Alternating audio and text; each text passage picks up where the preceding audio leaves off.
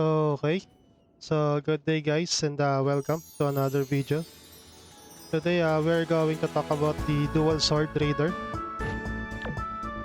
And as a Dual Sword Raider, you can choose between Pure Debuffer, Pure Damager, which is the Dex AP type, and the Hybrid Debuff DPS. On this video, I will be sharing my take on the Hybrid DPS Debuffer build. I will be doing two parts, where the first part we will talk about the stats and the skill allocations, the pros and cons of the build. We will also dive into the equipment character progression for a newbie, a mid-tier, and the final build. So on part 2, I will talk about the debuffs and I will give you some tips on some of the debuffs when running Cave of Ulbrich and Sea of Dawn. So that's it. Let's start with the pros and cons of the build. So the number one pros or the advantage of this build is you get great damage. And, since you're a hybrid, you will be dealing much higher damage than those pure debuffers. Yeah, you can even out DPS most traders. And number two, that's the versatility. You are not inclined to one role. If your team already has a debuffer, you can still enter as a DPS. And as a DPS, you can go a step further by resetting your stats for a mix of dex strength for the highest possible attack power. So number 3 is this build is unaffected by the attack speed down.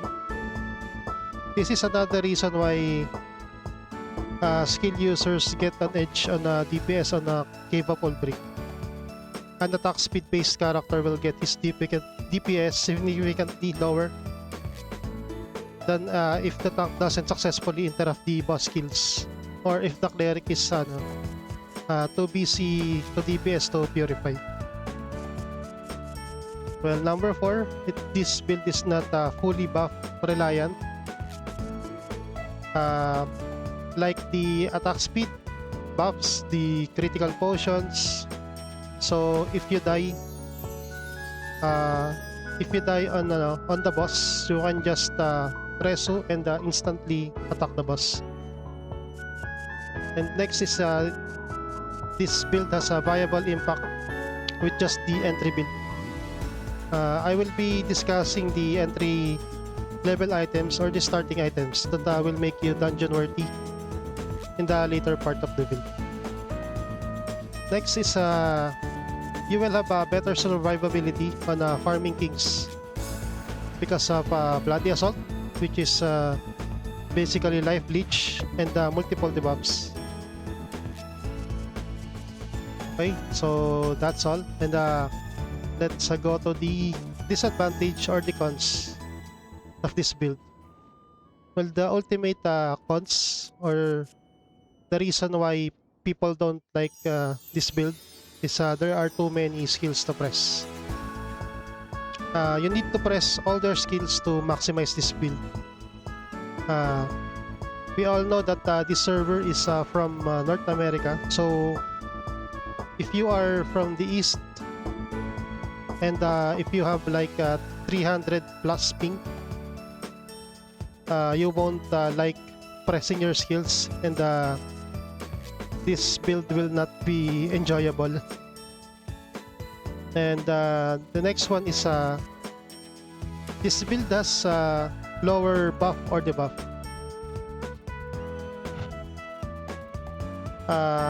A max charm build has like a max charm, or a pure debuffer has like a 75% def down. If you are in the mid-tier build, you will only have 54% def down. But once you transition to gems, you can reach at least 66%. So you will still be around 9-10% lower def down. But your DPS can compensate for it.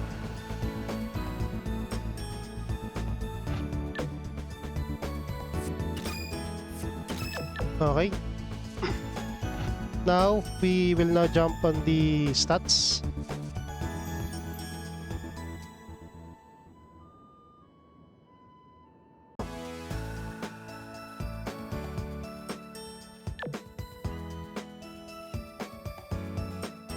Okay, so now let's talk about the stats. Well, like a normal debuffer, we will still prioritize charm, but we are not going to max it because the higher the charm, the more stat points you need. So we want to balance it to dex and add a few sum to strength and send for a few more attack power. So this is how your stats would look like without equipments or clan passives.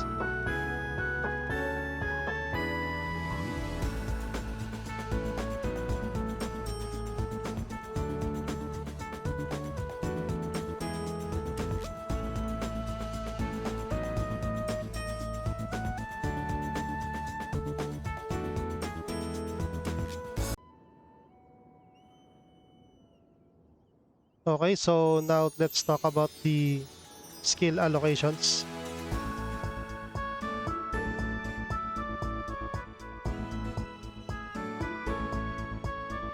We will start with the unique skills.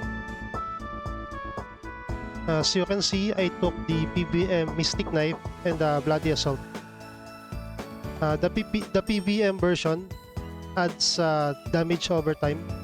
So if you want to maximize your damage, you should get these two, because we can take advantage of the damage over times since we have a high charm build.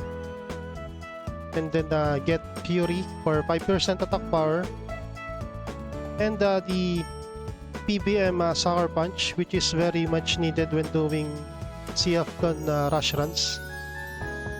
And then we get the Stealth, our only invisibility skill.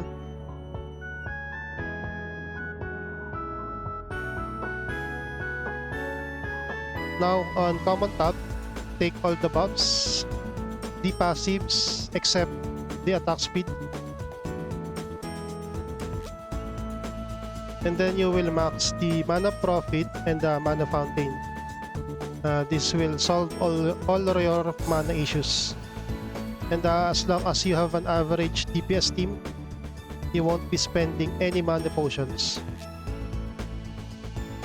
So the backpack training is not really required, but this is a personal choice since most of the time I carry multiple swords. So I don't have to take it out on storage. Different weapon element for different dungeon.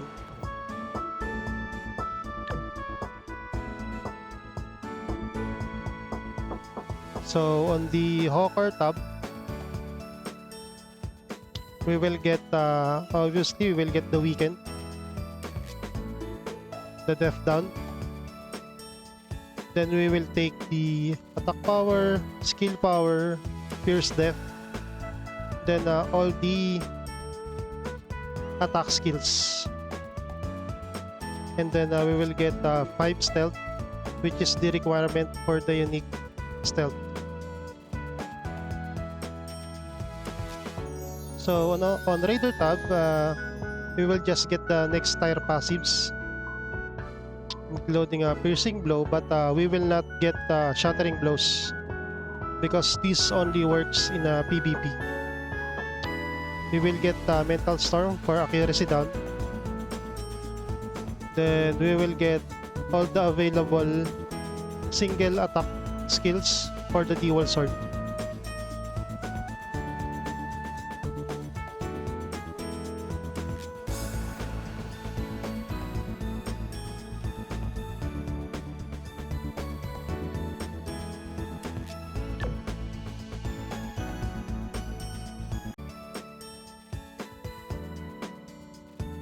Okay, so now we will talk about the equipments. But before we go to the equipment progression, let's talk about the weapon elements. Every element counter will get you as high as 30% damage boost versus not having any element at all.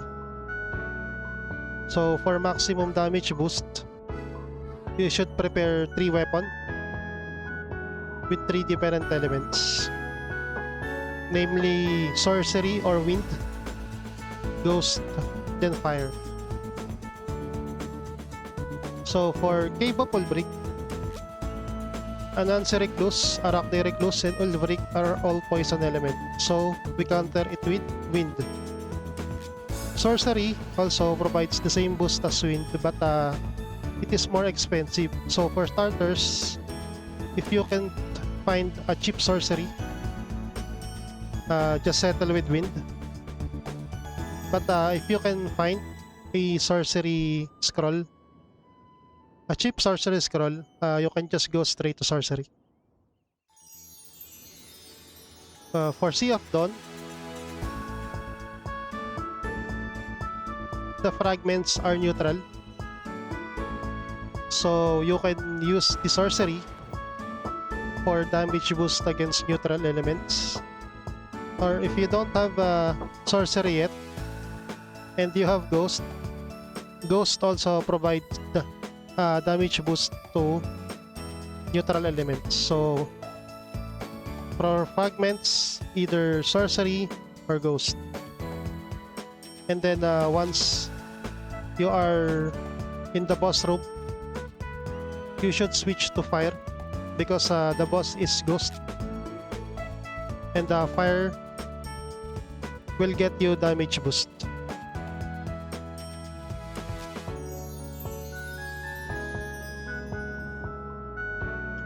Now for Sikuku Catacombs, Shaman is sorcery, Executor is earth, and Gloopy is water. All these 3 bosses can be countered by the ghost element.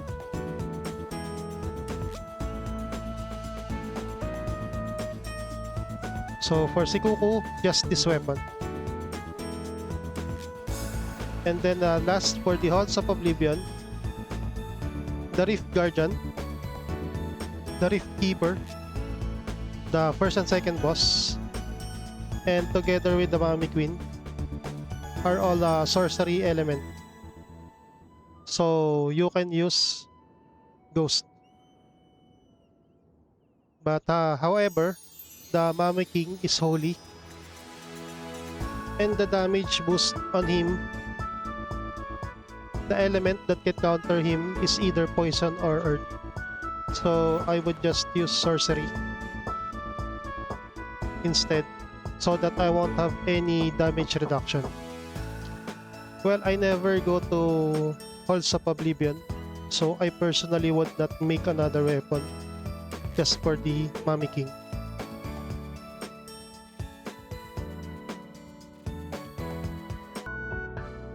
So now let's head to the equipment progression.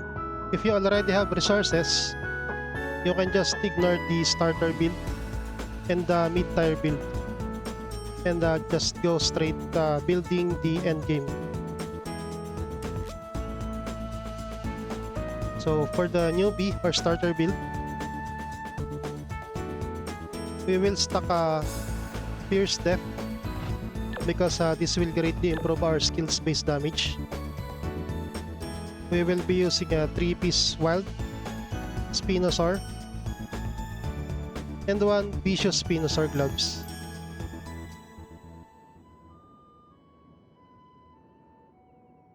Junon Mask for the face, it's easily accessible via quest. And then the Fierce Death Cape is pretty cheap.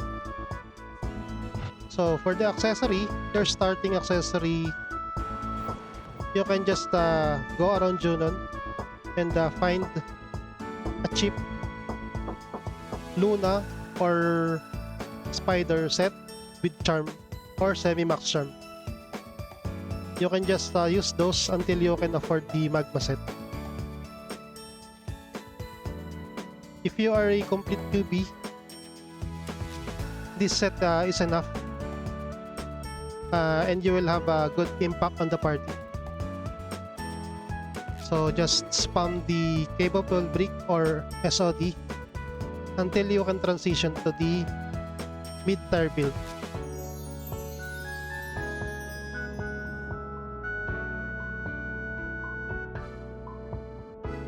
So for the mid-tier build,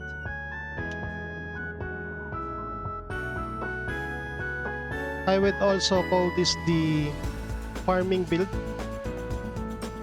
because you will spend a lot of days or months using this build.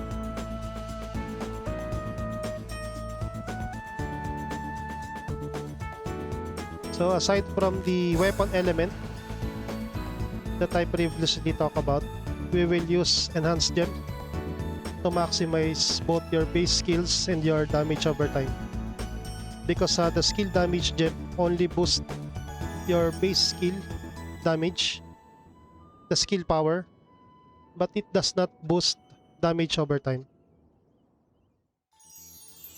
For the gloves, we will use Pierce Depth to further enhance your damage and stack your Pierce Depth. And for the rest of the equipment, we will be imbuing Charm AP on all parts.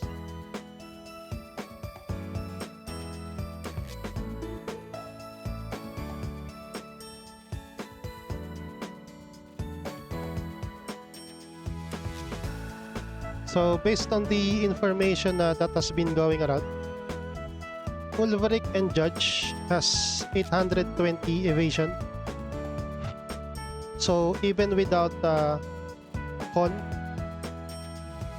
we can hit more than 820 accuracy, because we want to hit more than their evasion to get 95% accuracy, which is the maximum accuracy you can get. So the magma set can fill your accuracy without using the valor set or without adding any points to con.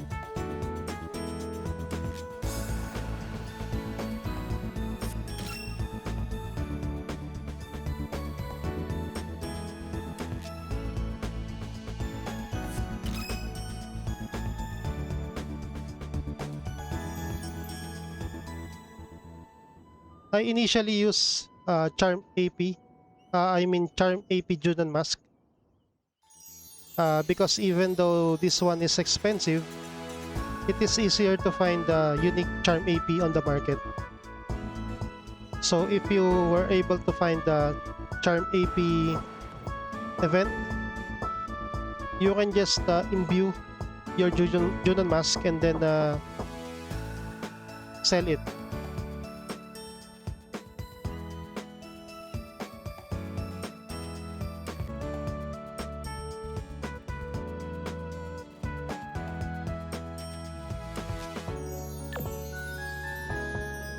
So since you are in the mid-tier or the farming build, you don't really have to plus 20 your weapon. Plus 15 weapon is enough. And then for your armors, you can just leave it to plus 0, because you want to farm as much as you can and not spend on any other parts. You can just put wind, because you will be spending a lot of time in Cave of Ulveric.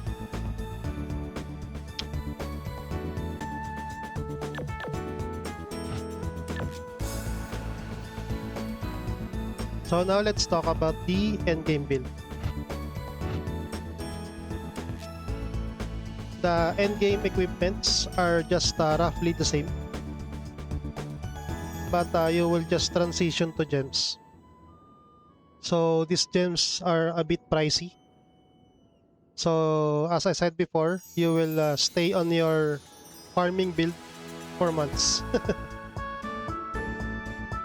I would not recommend getting gems below 9. Beryl 8 will only just be outperformed by Charm AP.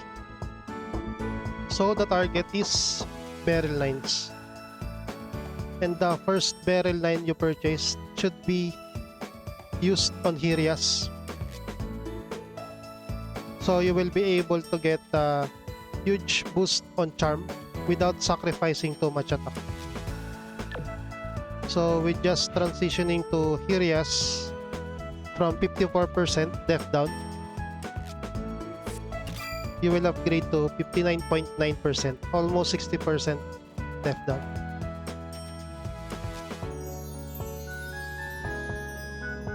And then you will slowly transition to other parts with the Beryl lines.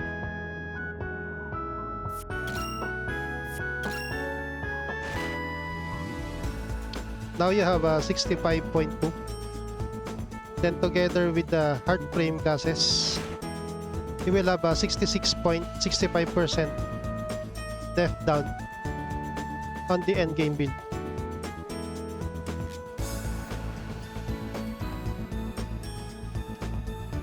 Astaroth Wings should be your last priority because the difference in damage versus the cape is not really high. If the target is the dungeon bosses or the field bosses or any monster that has a high def. But still, you should get or aim for the Astaroth Wings because it does not only provide attack, it is also better on improving your survivability for getting a good boost on MDef and dodge.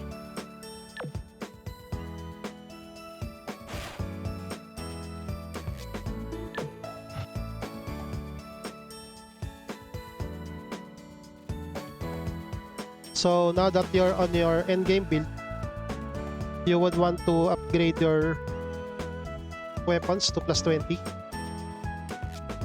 for the maximum accuracy you can get. And then after that, you can start upgrading your armors to at least plus 15 and the durability with at least 80 durability, so you can furthermore increase your dodge.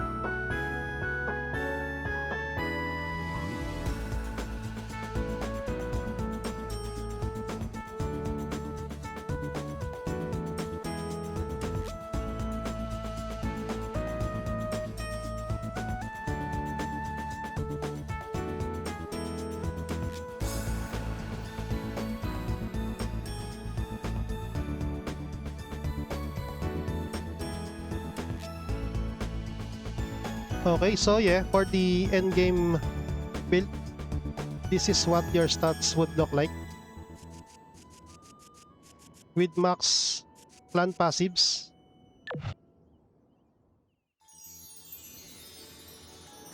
and the 2% attack def.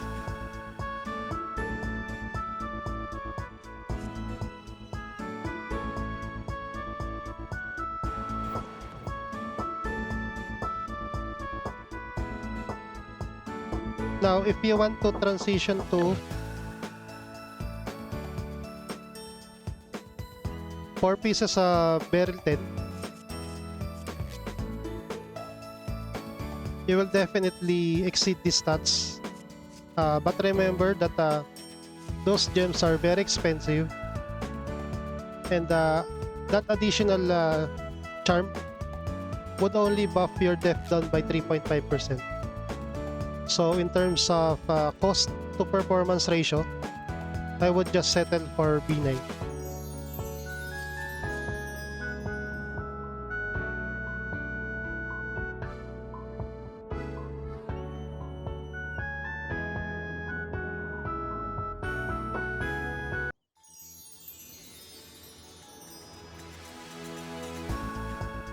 So if you are watching my stream, you can see that before I buffs, I would equip different equipments. This will greatly improve my charm.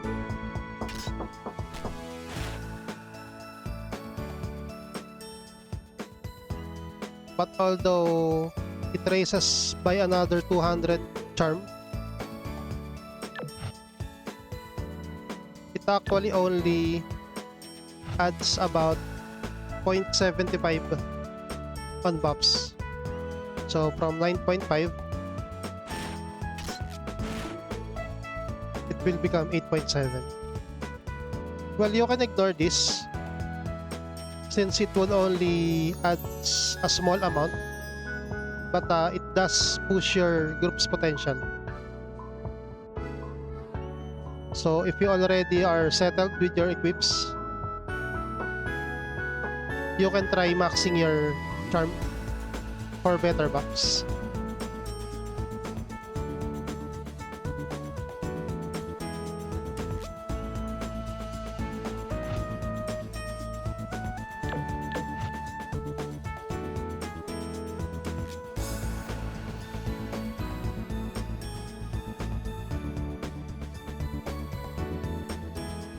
Okay guys, that is all. Thank you for watching the video, and I will see you all on part 2, where I will discuss and give some tips about debuffing and about skill prioritization. Thank you guys, and have a good day.